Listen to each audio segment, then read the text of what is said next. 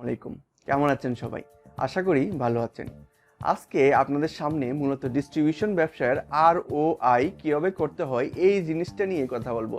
আপনারা যারা ROI করতে পারেন না তারা কিন্তু ব্যবসার লাভ লস হিসাব করা খুবই কঠিন। আপনি যে ইনভেস্ট করলেন এই ইনভেস্টমেন্টের বিপরীতে আপনি কত টাকা লাভ হইলো এবং কত টাকা লস হইলো এই জিনিসটা কিন্তু আপনার জানা খুবই জরুরি। হ্যাঁ, এক মাসে আপনার লাভ বা লস হইতে পারে, আপনার লস হইলে হইতে পারে, বাট আপনার যদি এটা কন্টিনিউ হয় এবং বছর শেষে যদি আপনার প্রফিটে হিট না করে তাহলে কিন্তু আপনার জন্য খুবই মারাত্মক ক্ষতিকর। কেননা আপনি যে টাকাটা ইনভেস্ট করছেন এটা হয়তো বা কোনো ব্যাংক থেকে আনছেন বা কোনো খাত থেকে আনছেন, যেটা ওই খাতে যদি থাকতো আপনার অনেক টাকা প্রফিটে পাইতেন বছর শেষে। বাট ROI যদি আপনি প্রপারলি হিসাব করতে পারেন তাহলে কিন্তু আপনার বিজনেসটা, টোটাল বিজনেসটা কি অবস্থানে আছে এবং কত টাকা প্রফিট করেছেন এবং কত টাকা লস করছেন এই জিনিসটা কিন্তু টোটালি আপনি জানতে পারবেন। তো আমরা অনেকে ROI কিভাবে করতে হয় এই জিনিসটা জানি না। তো আজকের ভিডিওতে আমরা মূলত এই জিনিসটাই আলোচনা করব যে আপনি একটি প্রপার ROI কিভাবে ক্যালকুলেশন করবেন। এই জিনিসটা যদি আপনি একবার করতে পারেন তাহলে আপনি দেখবেন আপনার টোটাল ব্যবসার যে সিনারি, আপনার কত টাকা লাভ হয়েছে এবং কত টাকা ক্ষতি হয়েছে এবং কি করতে হবে এটা মোটামুটি কিন্তু আপনি বুঝে যাবেন। তো আপনাদের কাছে রিকোয়েস্ট থাকবে একটাই, আপনারা যদি প্রথম থেকে শেষ পর্যন্ত আমার এই ভিডিওটা দেখেন, স্কিপ করবেন না দয়া করে, কেননা এটা খুবই ইম্পর্টেন্ট একটা ভিডিও। এইখানে যদি আপনি স্কিপ করে যান আপনি কিন্তু ROI এর খুঁটিনাটি জিনিসগুলো আপনি মিস করতে পারেন, যেটার জন্য আপনার হিসাবটা কিন্তু নাও মিলতে পারে। ডিস্ট্রিবিউশন সম্বন্ধে যদি আপনাদের আরও কিছু জানার থাকে, আমার ভিডিও ডিসক্রিপশনে আপনার বেশ কিছু ভিডিও আছে যেখানে আমি সেলস এন্ড ডিস্ট্রিবিউশন সম্বন্ধে খোলামেলা আলোচনা করেছি। আপনারা যদি ওই ভিডিওগুলো দেখেন আশা করি সেলস এন্ড ডিস্ট্রিবিউশন কীভাবে চালাইতে হবে, বা আপনি যদি নতুন ব্যবসায়িক হয়ে থাকেন সেলস এন্ড ডিস্ট্রিবিউশন ব্যবসা নিতে চান, আপনি কীভাবে সেলস এন্ড ডিস্ট্রিবিউশন নেবেন এবং কোন কোম্পানিতে কী কী কাগজপত্র সাবমিট করতে হয় টোটাল, এবং কোন কোম্পানিতে কত টাকা প্রফিট দেয় এই জিনিসগুলো নিয়ে, এবং ব্যবসাটা কীভাবে পরিচালনা করতে হবে এই টোটাল জিনিসটা নিয়ে কিন্তু আমরা বেশ কিছু ভিডিও বানিয়েছি, যেটা এই ভিডিওর ডিসক্রিপশনে দেওয়া আছে। আপনারা প্রত্যেকটা ভিডিওতে গিয়ে আপনারা প্রথম থেকে শেষ পর্যন্ত দেখবেন, আশা করি আপনার সেলস এন্ড ডিস্ট্রিবিউশন ব্যবসা সম্বন্ধে কোনো রকম গোড়প্যাক থাকবে না, আপনি টোটালি ক্লিয়ার হয়ে যাবেন এবং সেলস এন্ড ডিস্ট্রিবিউশন ব্যবসা আপনি ভালো করবেন 100% শিওর। তো চলুন কথা না বাড়িয়ে আমরা মূল ভিডিওতে চলে যাই। আজকের ভিডিওতে আমরা কি দেখব? আমরা দেখব ROI অন ইনভেস্টমেন্ট, মানে আপনি যেই টাকা ইনভেস্ট করেছেন ওই টাকার বিপরীতে, মানে ওই টাকার বিপরীতে আপনি রিটার্ন কি পাইলেন, মানে আপনি কত টাকা লাভ হলো বা লস হলো, এই সিনারিটা, টোটাল সিনারিটা কিন্তু আমরা ROI এর মধ্যে জানতে পারি। তো চলুন কথা না বাড়িয়ে আমরা সরাসরি কম্পিউটার স্ক্রিনে চলে যাই এবং জিনিসটা কিভাবে করতে হয় এই জিনিসটা, ROI জিনিসটা আমরা দেখে নেই এবং বুঝে নেই, তাহলে হয়তো বা আপনাদের ব্যবসায়িক অনেক সহযোগিতা হবে। তো আমার রিকোয়েস্ট একটা থাকবে, যারা আমার চ্যানেলে নতুন, আমার চ্যানেলটি এখনও সাবস্ক্রাইব করেনি, দয়া করে আমার চ্যানেলটি সাবস্ক্রাইব করে আমার পাশে থাকবেন। এবং আমার এই ভিডিওটি যদি আপনাদের কাছে ভালো লাগে থাকে আমি অবশ্যই বলবো আমার চ্যানেলটি সাবস্ক্রাইব করে রাখবেন এবং আমার কমেন্ট বক্সে গিয়ে আপনারা অবশ্যই একটি কমেন্টস করবেন, তাহলে আমি আবার নতুন নতুন ভিডিও বানানোর জন্য উৎসাহ বোধ করবো। কেননা একটা ভিডিও বানাইতে কিন্তু আপনি যত কথাই বলেন অনেক পরিশ্রম, এটা। তো চলুন ROI ক্যালকুলেশন কিভাবে করতে হয় এটা আমরা এক নজর দেখে আসি। এটার জন্য আমাদের যেতে হবে কম্পিউটার স্ক্রিনে। তো চলুন আমরা কম্পিউটার স্ক্রিনে চলে যাই। এবার আমরা একটা ডিস্ট্রিবিউটরের কিভাবে ROI ক্যালকুলেশন করি তা প্রথম থেকে শেষ পর্যন্ত দেখে নেব। জিনিসটা আসলে আমরা অনেকেই জানি না, যা আমি ইতিমধ্যে আপনাদেরকে বলেছি। তো আমরা যদি প্রপারলি ROI করতে পারি আপনি সরাসরি এটা দেখতে পারবেন। আপনি যদি প্রপার ROI না করেন তাহলে কিন্তু আপনি এটা দেখতে পারবেন না, আপনার ব্যবসায়িকভাবে অনেক বেশি ক্ষতিগ্রস্ত হবে। তো চলুন দেখা যাক। আমি এখানে প্রোডাক্টের নাম লিখেছি, প্রোডাক্টগুলোর সেলস অ্যামাউন্টটা লিখেছি যে, আর এখানে কমিশন কত পার্সেন্ট এবং কমিশন অ্যামাউন্ট কত। এবার আমি একটু বলে দিই এইখানে যে সেলস অ্যামাউন্টটা আসছে, প্রোডাক্ট ওয়াইজ সেলস অ্যামাউন্টটা কেন আসছে। আপনি যদি প্রোডাক্ট ওয়াইজ সেলস অ্যামাউন্টটা যদি না লেখেন তাহলে অবশ্যই প্রোডাক্টের কমিশনের যে পার্সেন্টেজটা আছে আপনি মনে রাখবেন সবসময় যে আপনার কমিশন কিন্তু প্রোডাক্ট ওয়াইজ পার্সেন্টেজ ভেরি করে, মানে আপনার এক এক প্রোডাক্টের পার্সেন্টেজ, কমিশন পার্সেন্টেজ এক একটা হয়। তো আপনি যদি সরাসরি টোটাল অ্যামাউন্টের উপরে অ্যাভারেজে আপনি ধরে নেন যে এখানে 10% বা 5% আপনার টোটাল প্রফিট হয়, তাহলে কিন্তু এটা আপনি ভুল করবেন। আমার মতে আপনি সবসময়, বা আমরা প্রপার অ্যানালাইসিস যেটা ROI এর, আপনার প্রোডাক্টের অবশ্যই আপনার কমিশনটা বের করে নিতে হবে। প্রোডাক্ট ওয়াইজ কমিশনটা যদি আপনি বের করে নেন আর তারপরে আপনি ওই টোটাল সেলস অ্যামাউন্ট যেটা আছে ওইটার উপর আপনি যদি অ্যানালাইসিস করেন, মানে অ্যাভারেজটা যদি আপনার ধরে নেন তাহলে কিন্তু আপনার পুরোপুরি অ্যানালাইসিসটা সঠিক হবে, মানে ROI-টা সঠিক হবে। তো দেখা যাক আমরা কি করেছি। আমি একটা ব্যবসা করতেছি, মনে করেন যে ব্যবসাটার হিসাব করতেছি ওই ব্যবসা করে কি মিল্ক পাউডার, আটা, ময়দা, সুজি, সুগার এবং ওয়াটার, এই প্রোডাক্টগুলো নিয়ে সে ব্যবসা করে। এবং এইখানে সেলস অ্যামাউন্টটা বসাইছি। তো সেলস অ্যামাউন্টটাকে আমি এই আরওআইটা করেছি মূলত 1 মাসের। আপনি ধরবেন যে 1 মাসের আরওআইটা আমি বের করেছি যে এইখানে জানুয়ারি মাসের, ধরে নেন আপনি জানুয়ারি মাসের টোটাল হিসাবটা এখানে করছি। তো জানুয়ারি মাসে বাই প্রোডাক্ট ওয়াইজ সেলস এই মিল্কের সেলস করছিল 37,50,000 টাকা এবং আটার সেলস করছিল 8 লাখ, যেটার কমিশন পার্সেন্টেজ 4% এবং কমিশন অ্যামাউন্ট কত 32,000 টাকা। আর এই 37 লাখের কমিশন অ্যামাউন্ট 4%, টোটাল 1.5 লাখ টাকা প্রফিট হয়েছে, মানে কমিশন পাইছে, প্রফিট হয় নাই, কমিশন পাইছে। তো এইখানে সেম ময়দাতে আপনি 9 লাখ টাকার মধ্যে 3% কমিশন, মানে এটা কিন্তু মিলে নাই, দেখছেন এখানে 4%, এখানে ময়দাতে 3%। তো 3%-এর মধ্যে সেই অ্যামাউন্ট কত 27,000 টাকা পাইছে। তো এইভাবে সুজি, সুগার, ওয়াটার প্রত্যেকটার সেলস অ্যামাউন্ট, এখানে সেলসটা কি জানুয়ারি 1 থেকে 31 তারিখ পর্যন্ত যে সেলসটা করছে ওইটা স্টেপ বাই ব্র্যান্ডে আমি টোটাল অ্যামাউন্টটা এখানে বসায় নিলাম এবং পার্সেন্টেজটা এখানে বসাইছি এবং পার্সেন্টেজ কমিশন অ্যামাউন্টটা বসাইছি। তো কমিশন অ্যামাউন্টটা কিভাবে বসাইছি, এই যে টোটাল ভ্যালু আছে ওইটা ইন্টু পার্সেন্টেজ দিছি আমি কত পার্সেন্ট, পার্সেন্টেজ অনুসারে কত টাকা আমার কমিশন আসছে। ঠিক আছে, তার মানে এইবার আপনি দেখি আমি টোটাল কত টাকার ব্যবসা করছি, টোটাল ব্যবসা করছি 67,60,000 টাকার। এবার এই সবগুলার যদি আমি অ্যাভারেজ করি, তো সবগুলোর অ্যাভারেজ আমার আসতেছে 3.8, যে 3.8 এবং কমিশন টোটাল অ্যামাউন্ট আসতেছে কত 2,57,000 টাকা। তো 2,57,400 টাকা যেহেতু আমার কমিশন আসতেছে, এবার আসি আমার এটা হলো কমিশন। তো আমার এইখানে যেহেতু আমার কমিশনটা আসে, আমার ব্যবসা থেকে কমিশন চলে আসছে, এইবার আমি ব্যবসা থেকে আর কি কি আয় আছে আমার প্রথমে ব্যবসার আয়গুলা এক জায়গায় করতে হবে। তো আমি দেখি যে আমার ব্যবসায় ইনকামগুলো কি কি আছে। তো আমি ইনকাম করছি এই 4%, যদি আমি ধরি মানে 3.8% যদি আমার কমিশন হয়, টোটাল কত টাকা আসলে 2,57,400 টাকা। তো আমি এখানে লিখে নিলাম সেলস বাবদ আমি কমিশন পাইছি 2,57,400 টাকা। এইবার আমার টার্গেট ইনসেন্টিভ ছিল, আপনি যদি যে ব্যবসাগুলো করেন না কেন আপনার প্রত্যেকটা কোম্পানিতে মোটামুটি যে টার্গেটের জন্য একটা ইনসেন্টিভ থাকে, যদি আপনি ব্র্যান্ড ওয়াইজ টার্গেট করতে পারেন তাহলে জন্য মিনিমাম একটা ইনসেন্টিভ পাওয়া যায়। মানে একটা কোম্পানির পলিসি, ইনসেন্টিভ পলিসি একরকম হতে পারে, বাট টার্গেট ইনসেন্টিভ কিন্তু ম্যাক্সিমাম কোম্পানি থাকে। তো আমি ধরে নিলাম যে আপনি ওই মাসে মানে জানুয়ারি মাসের টার্গেট হয়েছে আপনি 20,000 টাকা ইনসেন্টিভ পাবেন।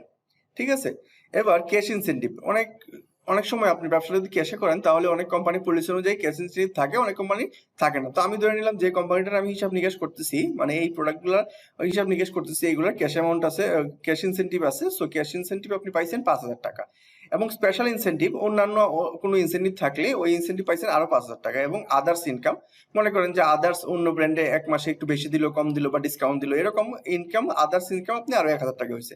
তো টোটাল আপনার কমিশন সহ আদার্স ইনকাম আপনার হয়েছে কত 2,88,000 টাকা হয়েছে এবং এটা কিন্তু সেলস অ্যামাউন্ট। ওকে, এবার নিচে যাই, তারপরে আপনার ব্যয়গুলা ব্যয় করতে হবে। এবার আপনার কমিশন এবং ইনকাম হিসাব করে ফেলছেন 2,88,000 টাকা। এবার ব্যয়গুলো আপনার বের করে নিতে হবে। তো ব্যয় কি কি আছে, ব্যয় আছে অপারেটিং কস্ট বা অপারেটিং এক্সপেন্স, যেটা এটা আপনার প্রথমে আপনার ডিএসআর স্যালারি দিতে হবে, ডিএসআর বা ডেলিভারি ম্যান যারা আছে ওদের স্যালারি দিতে হবে, আপনার ভ্যান ড্রাইভার স্যালারি দিতে হবে, আমার ভেহিকেলের স্যালারি দিতে হবে। টোটাল স্যালারিটা আপনি ধরেন আপনার টোটাল আপনার ব্যবসায় 25,000 টাকা আপনার স্যালারি যায়।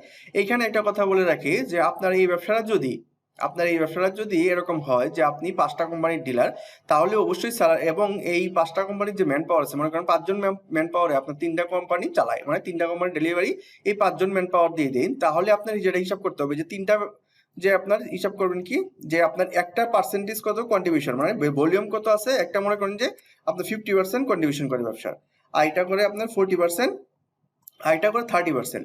তো আপনার আইটা করে 30%। ঠিক আছে, এই যে পার্সেন্টেজ গুলো আছে ওই পার্সেন্টেজ অনুসারে আপনার পোর্শনটা বের করতে হবে, স্যালারি পোর্শনটা, মানে এই পার্সেন্টেজ অনুসারে যত পার্সেন্ট যার ভ্যালুতে কন্ট্রিবিউশন তার তত পার্সেন্ট আপনি স্যালারি নেবেন।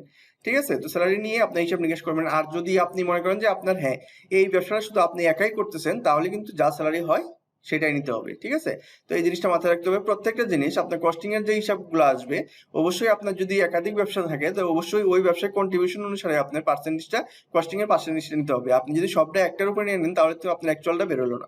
সো এই ক্ষেত্রে আপনার যদি ব্যবসায় একটা হয়ে থাকে তাহলে তো ঠিক আছে, আর যদি বেশি হয়ে থাকে তাহলে অবশ্যই আপনার ওই পোর্শনটাই নিতে হবে, যে টোটাল কন্ট্রিবিউশনের কত পার্সেন্ট আপনি কভার করেন, ওই টোটাল স্যালারির এই এত পার্সেন্টই আপনি নিবেন, আর অন্যটা অন্য কোম্পানির চলে যাবে।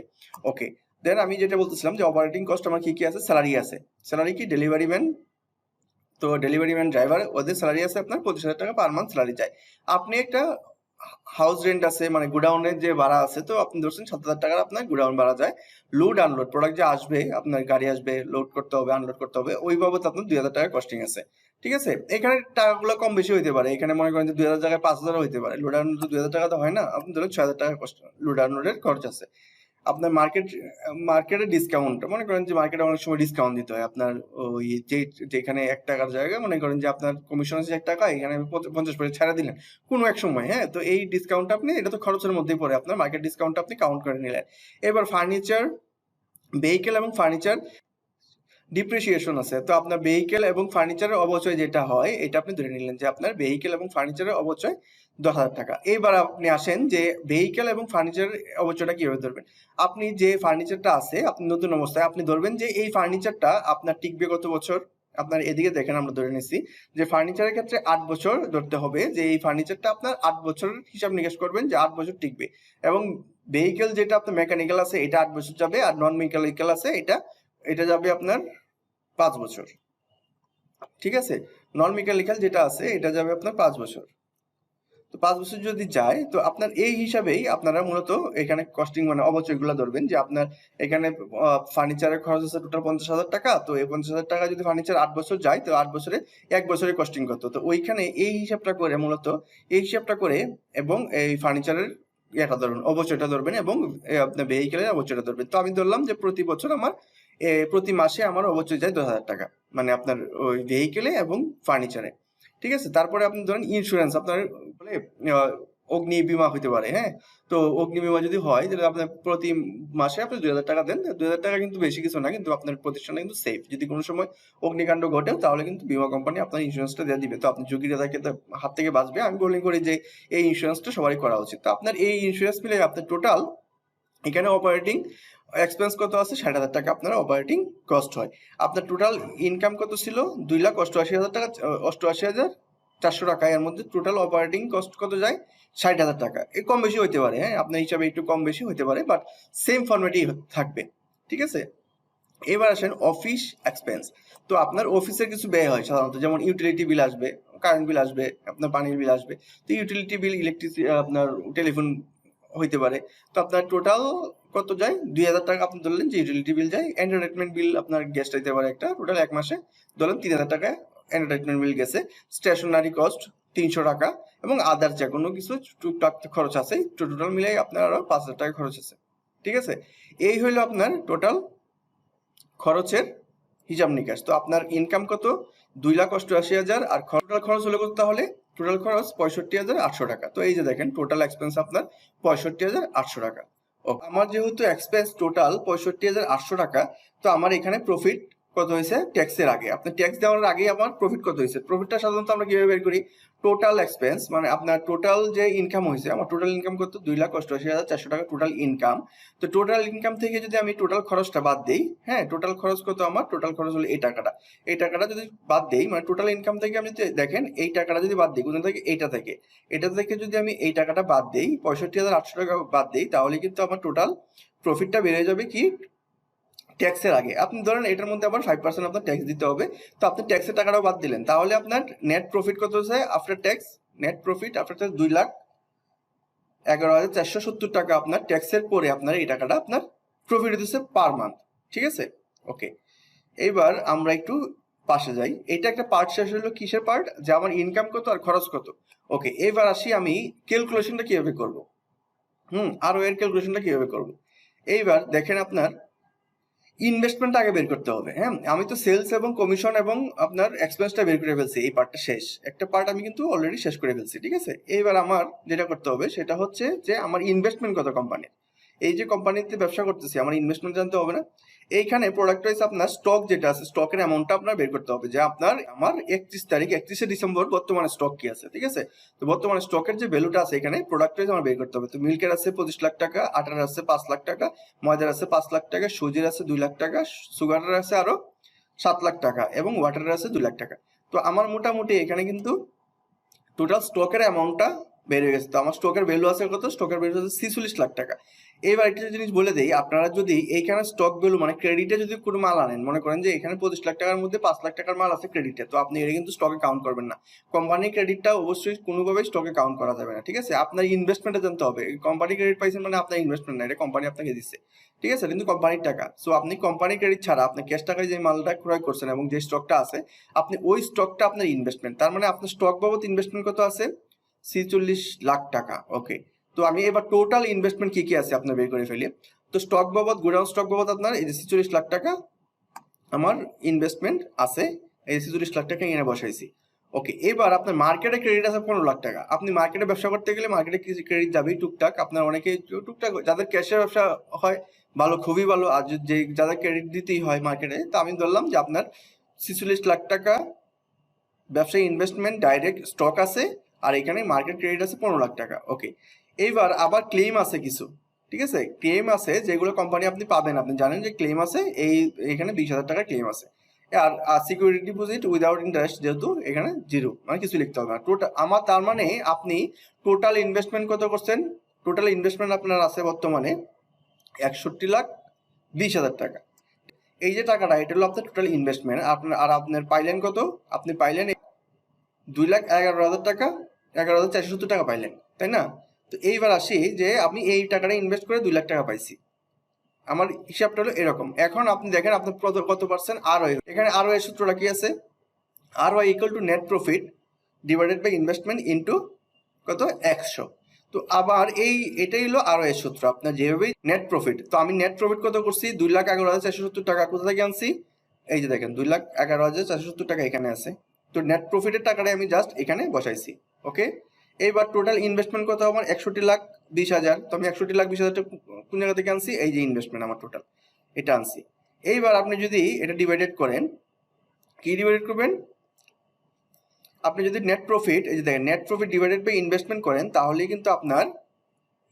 তাহলে আপনার ইনটু 100, ঠিক আছে? তো আমি যেহেতু পার্সেন্টেজ ডাইরেক্ট দিয়ে দিছি পিসিতে, মানে কম্পিউটার যেহেতু পার্সেন্টেজ দিয়ে দিছি, পার্সেন্টেজ মানে ইনটু 100। তো আমার সরাসরি কিন্তু আরওআই, মান্থলি আরওআই কত পার্সেন্ট হয় এটা কিন্তু বেরিয়ে গেছে। তার মানে আপনার ইয়ার ক্ষেত্রে, মিল্ক পাউডার, চিনি, সুগারের ক্ষেত্রে যদি আপনি ধরেন, তাহলে কিন্তু আপনার জন্য এটা খুবই স্ট্যান্ডার্ড একটা আরওআই। তো আপনার প্রতি মাসে যদি এটা থাকে, তো ইয়ারলি আপনি একইভাবে যদি মোটামুটি ব্যবসাটা এভাবে রান করে, তাহলে দেখবেন আপনার টোটাল ইয়ার শেষে 41.5% আরওআই চলে যাবে। এটা হয়তো বা প্লাস মাইনাস হতে পারে ব্যবসায় ভেরি করে, বাট আরওআই কিন্তু চলে যাবে। তখন আপনি বুঝতে পারবেন আসলে সিনারিটা কি। আপনি এইখানে আপনার যখন আপনি লাভ হচ্ছে, বছর শেষে কত পার্সেন্টে গিয়ে পৌঁছাবেন, এই জিনিসটা যদি আপনি বুঝতে পারেন, তাহলে কিন্তু আপনার ব্যবসাটা প্রপারলি করতে পারবেন এবং প্রপারলি আয়ের অবস্থানটা এবং ব্যয়ের অবস্থানটা কিন্তু জানতে পারবেন। তো এইটাই ছিল মূলত আমাদের আরওআই নিয়ে আলোচনা। আশা করি আরওআই সবাই বুঝতে পারছেন। আর এই যে একটা ফরম্যাট করেছি আমি, যদি আপনাদের কেউ ফরম্যাটে লাগে, আমি অবশ্যই একটা গুগল শিটে লিঙ্ক করে আমার ইউটিউবের যে চ্যানেল আছে ওইখানে ভিডিও ডিসক্রিপশনে আমি এই ফরম্যাটটা দিয়ে দিব। আপনারা চাইলে ওইখান থেকে গুগল শিট থেকে সরাসরি ডাউনলোড করে আমার এই ফরম্যাটটা আপনারা ইউজ করে নিতে পারেন। এখানে যেহেতু ফরম্যাটের মধ্যে সব দেওয়া আছে, তো ফরম্যাটটা আপনারা শুধু এই প্রোডাক্টের নামগুলো চেঞ্জ করবেন, ঠিক আছে? আর এখানে যেগুলো আছে এগুলো তো কমন সবারই থাকবে, এখানে শুধু ভ্যালুগুলো চেঞ্জ করবেন। তো ভ্যালুগুলো যদি চেঞ্জ করেন এবং প্রোডাক্টের ভ্যালুগুলো যদি চেঞ্জ করেন, নাম্বারগুলো যদি চেঞ্জ করেন, তাহলেই কিন্তু আপনি আপনার আরওআই এর হিসাব নিকাশটা অটোমেটিক পেয়ে যাবেন। আপনার হিসাব নিকাশটা যাদের একটু জটিল লাগে, বারবার দুই একবার যদি জিনিসটা দেখেন, তা আপনারা বুঝে যাবেন। আশা করি আপনারা এই ভিডিওতে টোটালি ক্লিয়ার হয়ে গেছেন কিভাবে আরওআই করতে হয়। তো আপনারা যদি আরওআই সম্বন্ধে কোনো কোয়েশ্চেন থাকে, আমাকে অবশ্যই কমেন্ট বক্সে কোয়েশ্চেন করতে পারেন। আরেকটা জিনিস, আপনারা যদি এই আরওআই এর ফরম্যাটটি আপনাদের যদি লাগে, আমি আপনাদেরকে এই ফরম্যাটটি দিয়ে দিব। আমার ভিডিও ডিসক্রিপশন বক্সে একটা লিঙ্ক দেওয়া থাকবে গুগল শিটের, ওইখানে ক্লিক করবেন এবং একটা গুগল শিট ওপেন হবে। ওইখান থেকে কিন্তু আপনারা এই ফরম্যাটটি ডাউনলোড করে নিতে পারবেন। এই ফরম্যাটটি যদি আপনারা ডাউনলোড সেমে হয়ে থাকে, তো আপনারা যদি এটি এডিট করে আপনার ব্যবসাটা চেক করতে পারেন, আপনার টোটাল ব্যবসাটা কী অবস্থায় আছে, আপনার লাভে আছে না লসে আছে। আপনি প্রত্যেকটা ব্যবসায়িক আরওআই কিন্তু মান্থলি, কোয়ার্টারলি অথবা ইয়ারলি, আপনি চাইলে প্রতি মাসেও একবার করতে পারেন, বা কোয়ার্টারলিও আপনি করতে পারেন, বা ইয়ারলি একবার করতে পারেন। আপনি যখন খুশি তখনই কিন্তু আরওআইটা করতে পারবেন। জাস্ট নিয়মটা সেম। আপনি যদি আরওআই জিনিসটা বুঝেন এবং প্রপারলি কাজটা করেন, আপনার কিন্তু লাভ লসটা আপনি বুঝতে পারবেন। ধন্যবাদ সবাইকে, ভালো থাকবেন, সুস্থ থাকবেন এবং আমার জন্য দোয়া করবেন। আসসালামু আলাইকুম রহমতুল্লাহ।